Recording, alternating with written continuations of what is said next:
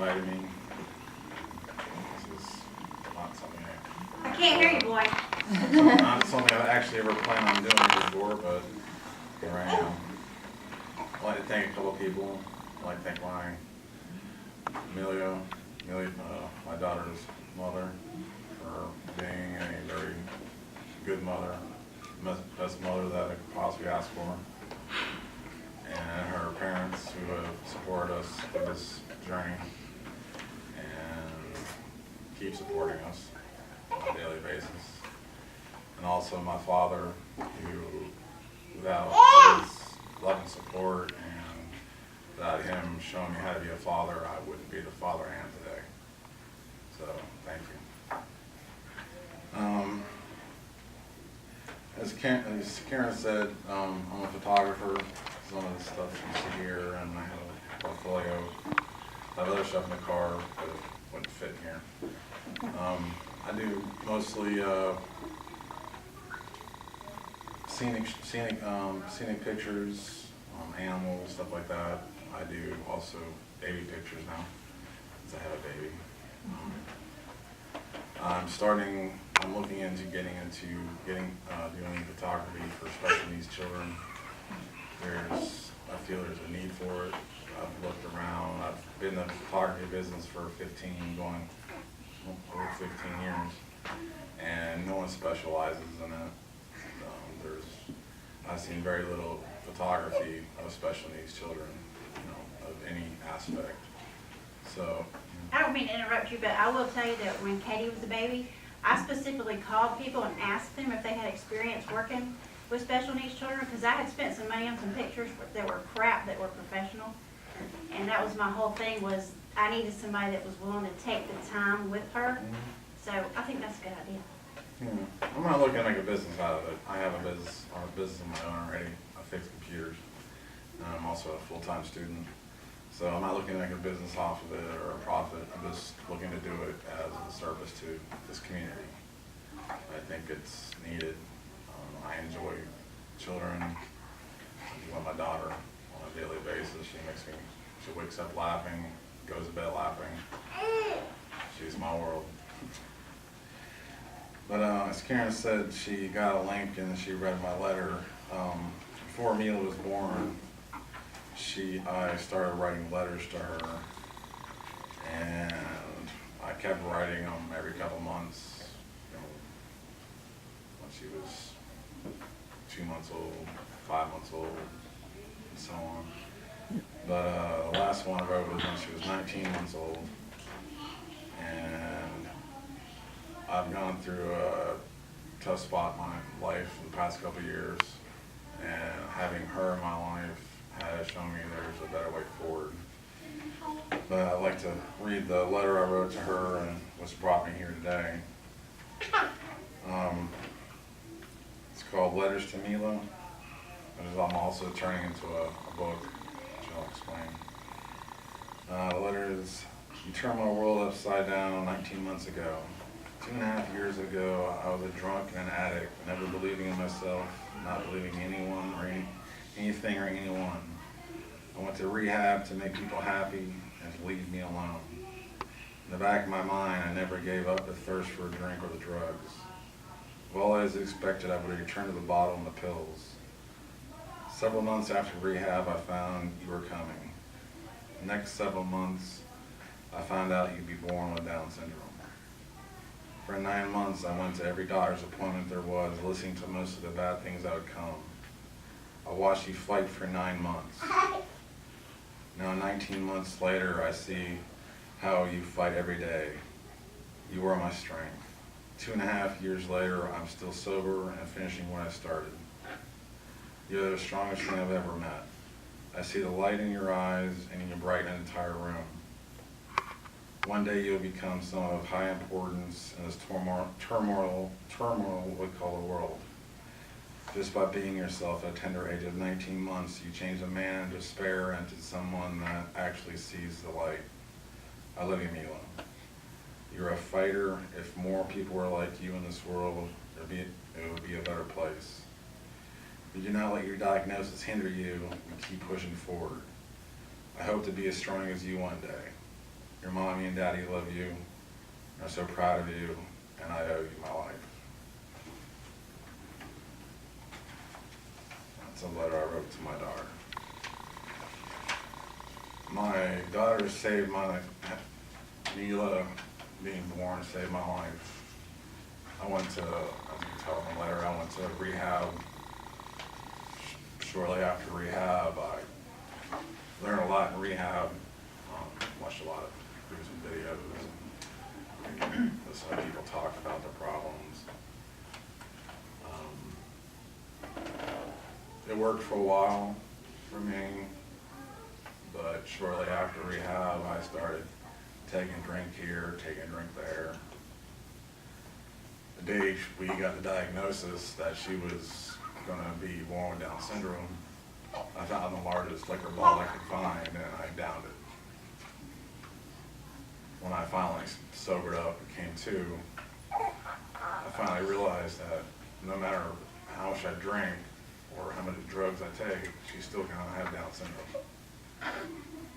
And I realized that she's going to need me more than anything. So since she's been born, before she's been born, I've been sober.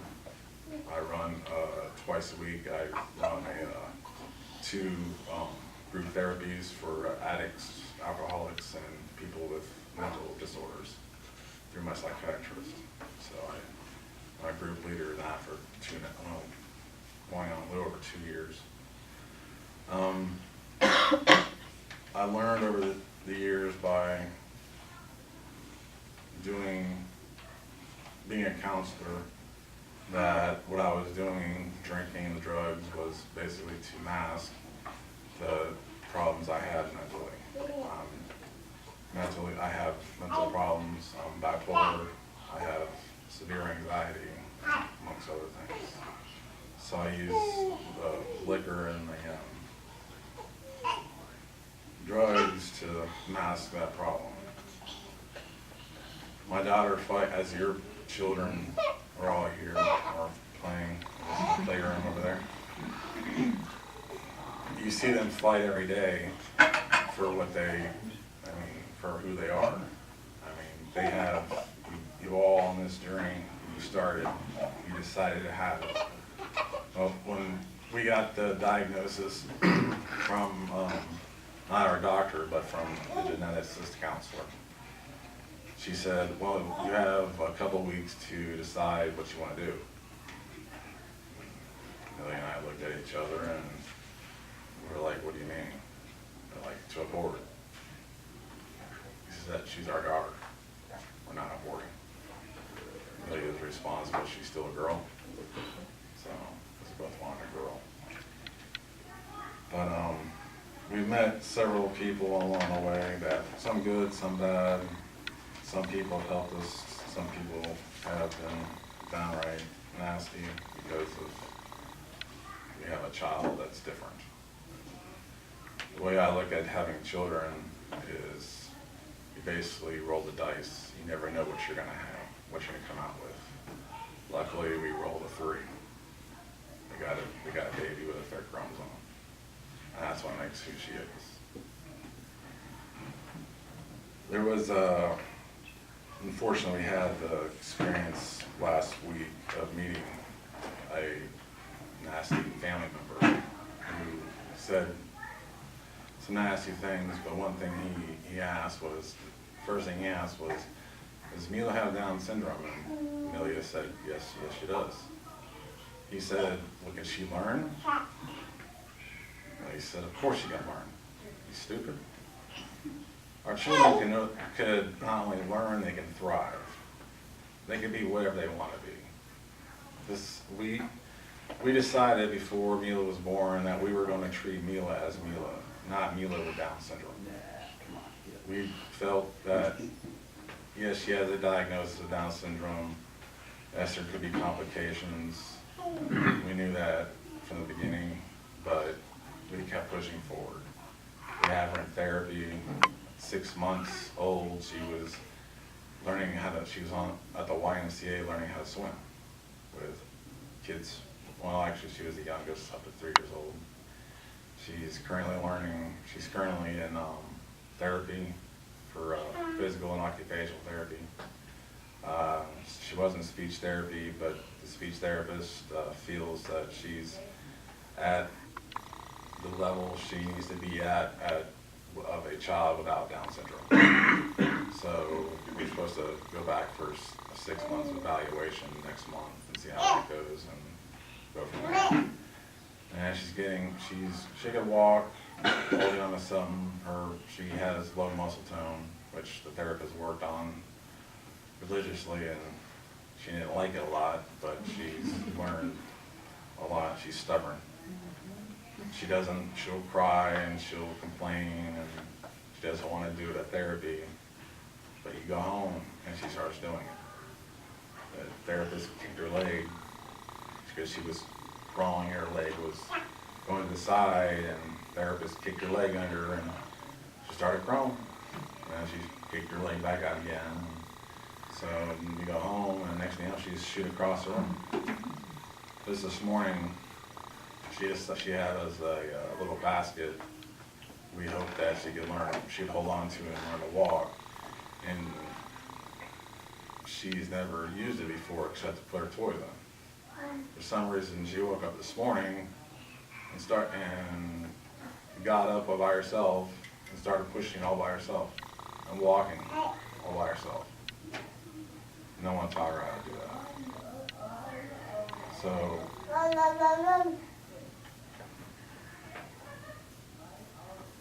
children with Down syndrome, I feel that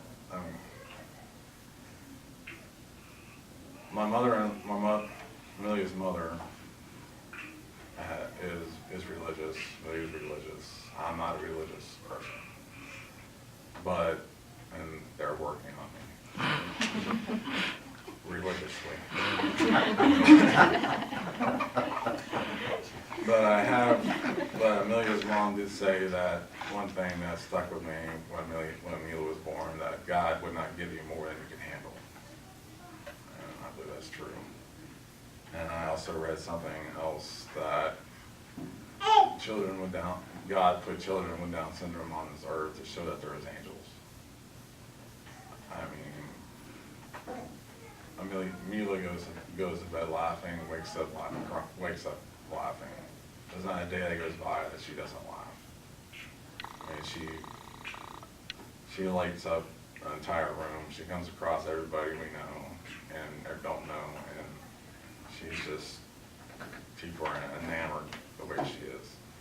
At three days old, we, of course, didn't listen to doctors. We didn't want to hide her. We didn't want to say, we have a daughter with Down syndrome. We just wanted her to be her. So we started taking her out. Daddy took her out. I took her out everywhere I can imagine. People at Starbucks know us quite well.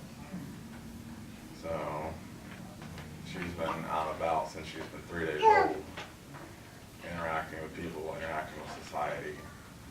And I think that's made her who she is, made her thrive more, made her learn more. She's currently learning Spanish and English at the same time. Yes, that's her godfather back there, the old grumpy man.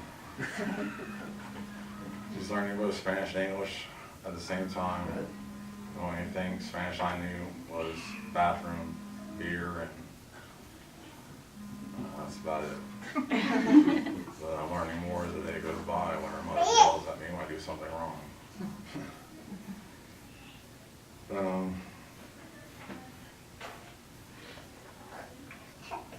Yes,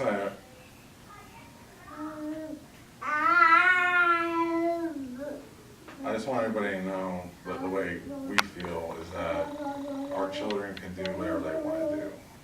We were told 4 days after she was born by another lovely geneticist named Dr. Flannery at MCG that your daughter, the only thing she's going to amount to is a Walmart greeter. We're like, how could you say something like that? I was so stunned and shocked, I didn't know what to do. You really let him have it. I thought she was going to kill him, but luckily she didn't. But she's not gonna be a Walmart greeter, she's gonna do whatever she wants to do. This is the diagnosis. Some children have heart problem, a lot of children with Down syndrome have heart problems. There's surgeries for that, ways to get it fixed. They have other problems. Milla has certain problems. Any child can be born with a problem. And if you don't put 110, 150, 200% into it, they're not going to thrive. With our children, you have to put everything into it. Like we go to therapy once a week, but she's in therapy with us the other 6 days a week. Besides me being a full-time student, I'm also a full-time dad. I stay home for now, and I take care of Milla, and she learns something new every day. And if it's not for us working with her and helping her, she wouldn't be where she is today. We've met a few people that kind of shun their kids away, kind of tuck them away, hide them, because I don't know if it's embarrassment or whatnot. But it shouldn't be like that. I mean, us as parents with children with Down syndrome know statistics, about this. There's 1 out of 700 babies are born with Down syndrome. 1 out of 700 babies born in the United States are born with Down syndrome. And there's a 92% rate of termination. So, and we know the facts, but we have to push our kids as hard as we can push them. And she changed my life. I see how hard she fights. So, I'm changed myself to be back to who I am now because of her. If she wasn't born, I would be dead. I was on a very slippery slope with the drugs and the alcohol I was consuming. I would have been dead if she wasn't born.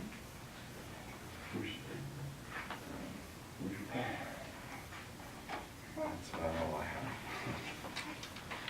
To go. Any questions?